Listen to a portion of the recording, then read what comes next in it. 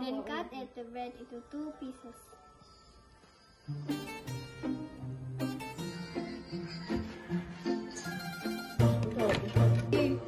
Remove the sauce of the century tuna.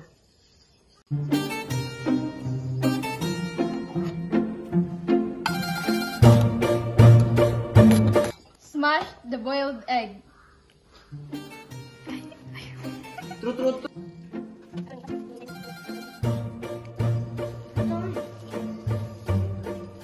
Step.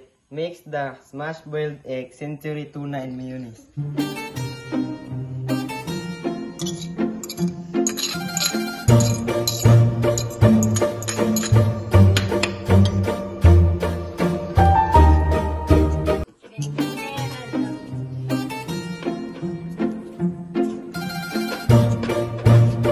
Step.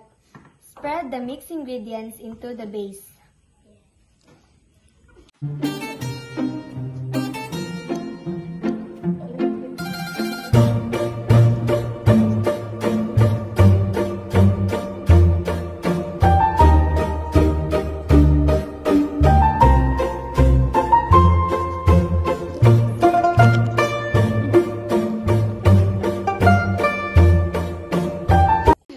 And lastly, put the toppings.